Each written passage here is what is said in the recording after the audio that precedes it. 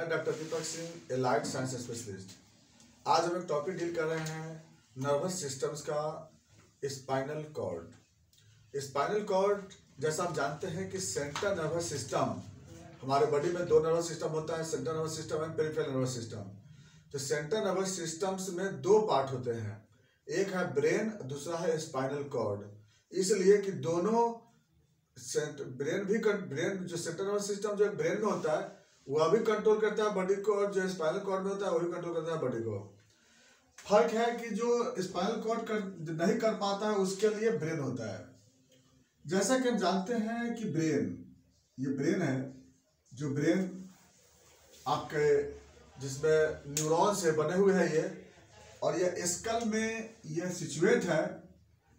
इसका इस तरह से स्ट्रक्चर रहता है, सल्कस गैरस इस तरह से इसका स्ट्रक्चर बनता है। ये फोर ब्रेन है। इसके बाद यहाँ पर फिर आ गया हिंड ब्रेन, और उसके बाद यहाँ पर ये ब्रेन के बाद आता है यहाँ पर स्पाइनल कॉर्ड।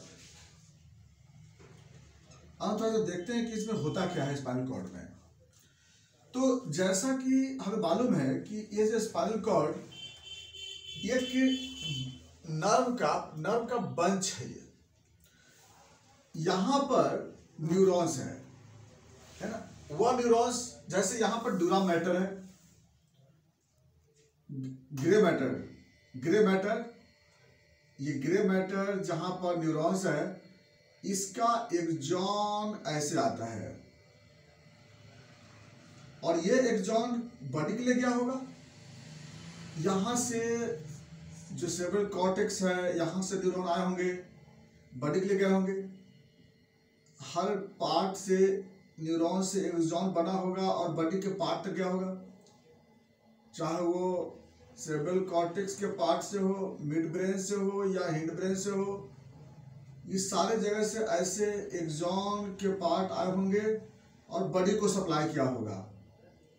ये जो सप्लाई किया होगा प्लस जो बॉडी से सेंसरी न्यूरॉन गया होगा, उस सेंसरी न्यूरॉन्स का भी एक्सॉन यहीं से ऊपर की तरफ गया होगा, है ना।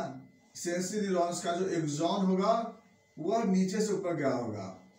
इसका मतलब कि इस कॉर्ड में दोनों तरफ का पाथवे होता है, ऊपर से नीचे आने वाला पाथवे और नीचे से ऊपर जाने वाले पाथवे। मोटर वाला पाथवे ऊपर से नीचे आता है और सेंसरी वाला पाथवे नीचे से ऊपर जाता है।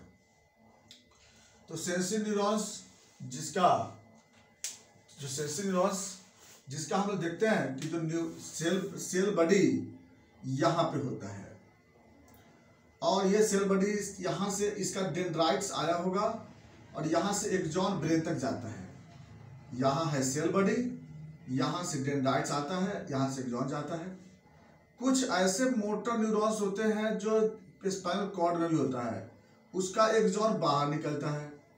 तो यहाँ पर दो होता है, सेंसरी न्यूरॉन्स का भी सेल बॉडी और प्लस मोटर न्यूरॉन्स का भी सेल बॉडी, जिसमें कि जैसे रिफ्लेक्स करने वाले जितने मोटर न्यूरॉन होते हैं वो यहीं पे होते हैं।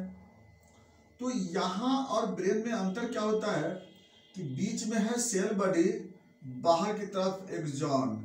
यहाँ पे ब्रेन में क्या है कि बाहर की तरफ सेल बॉडी, अंदर की तरफ एक्सॉन।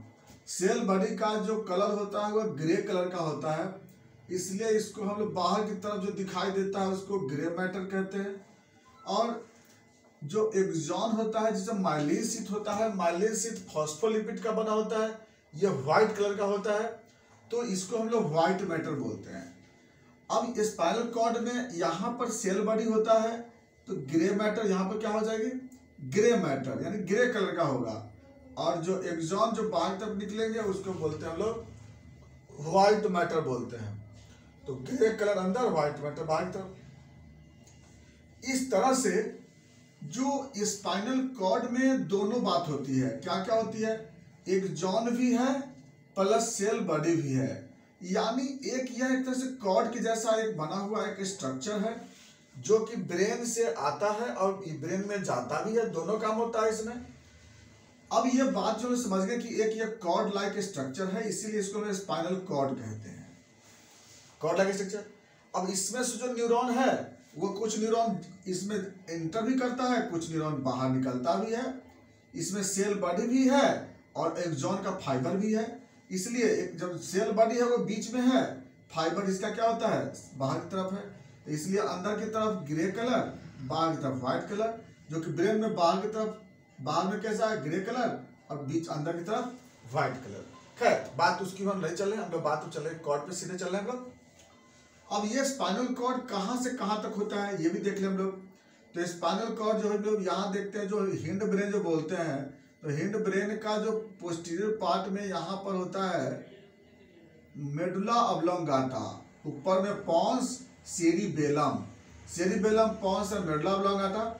मेडुला ऑब्लोंगाटा के ही लेवल में स्टार्ट होता है ये, मेडुला ऑब्लोंगाटा के लेवल से स्टार्ट होता है कॉर्ड, उसके लेवल से।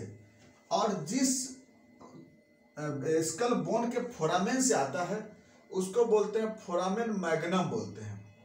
तो यहाँ पर है मेडुला ऑब्लोंगाटा और यहाँ पर क्या है जो फोरामेन मैग्नम है, जो स्कल से नीचे आता है वो।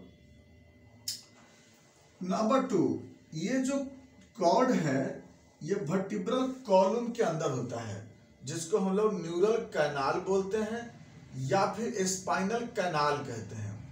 तो न्यूरल कैनाल और स्पाइनल कैनाल क्या होता है, वर्टिब्रा के बीचों बीच आता है। वर्टिब्रा में बनता हुआ स्ट्रक्चर, जैसे वर्टिब्रा के बारे में जानते हैं हम लोग कि वर्टिब्रा सर्वाइकल वर्टिब्रा होती है, सर्वाइकल वर्टिब्रा जो कि 7 होती है, थोरैसिक वर्टिब्रा जो कि 12 होती है, लंबर वर्टिब्रा जो कि 5 होती है, सैक्रम वर्टिब्रा जो 5 होती है लेकिन 20 साल के बाद फ्यूज होकर के 1 हो जाती है, कॉकिक्स वर्टिब्रा जो होती है वो होती है 4 लेकिन 20 साल बाद फ्यूज होकर के 1 हो जाती है।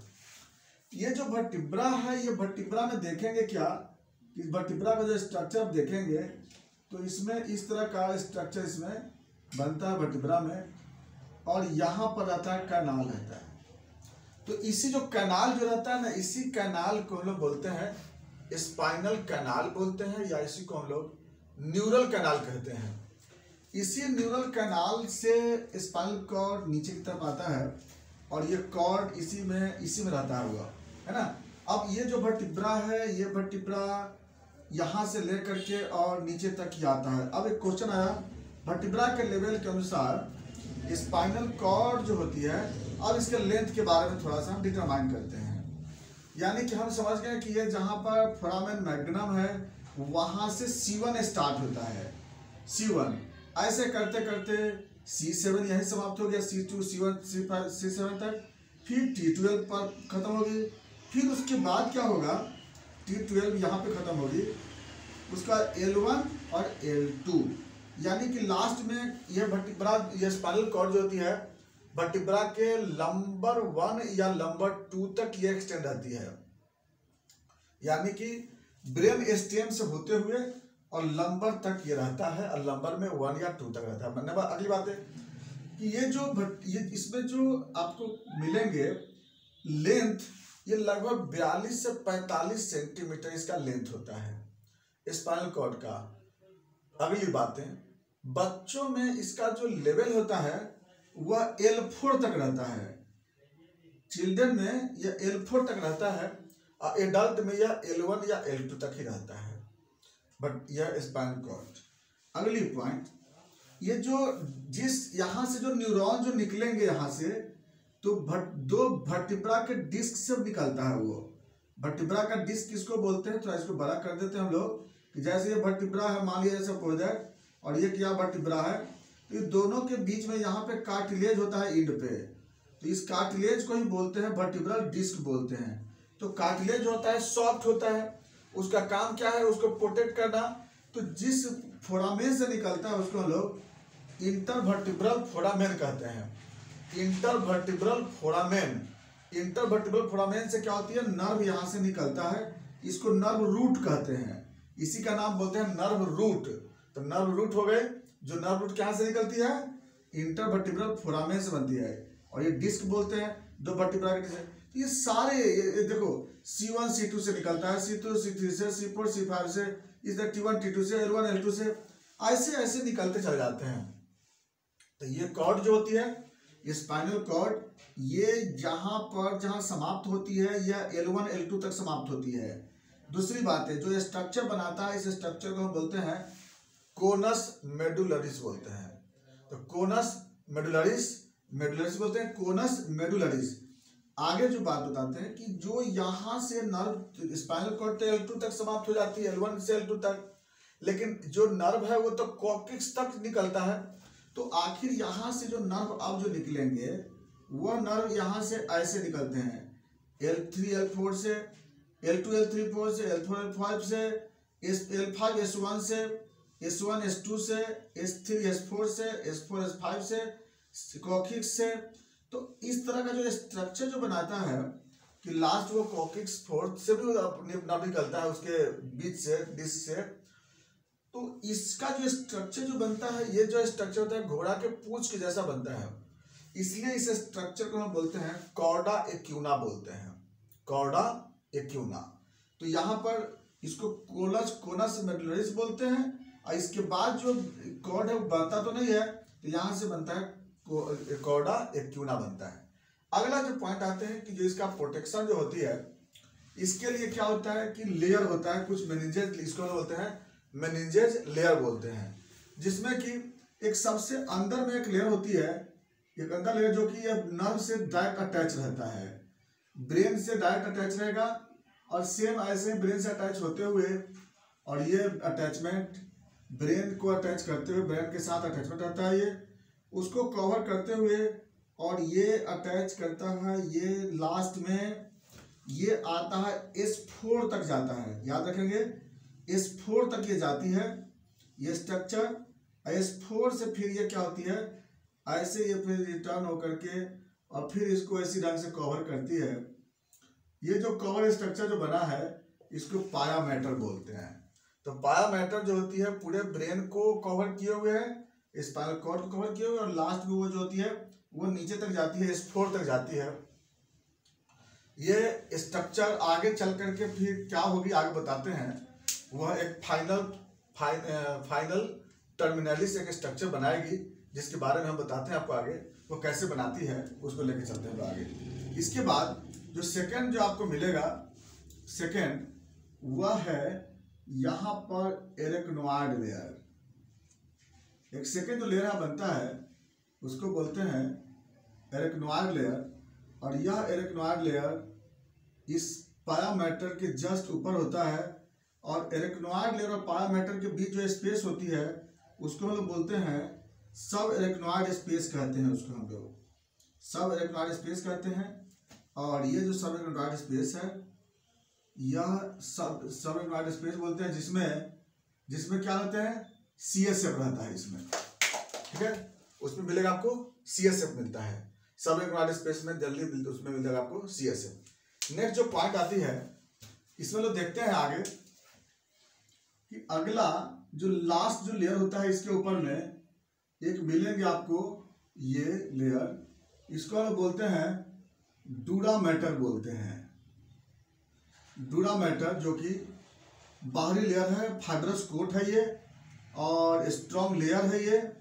और अब क्या है यहाँ पर जो बात कर रहे थे यहाँ पर कि पाया मैटर और एरेक्नोइड लेयर और ये डूरा मैटर तीनों मिल करके ये लंबा जो जाता है ना लिगामेंट बनाती है, जो कि कॉक्सिक्स तक जाती है।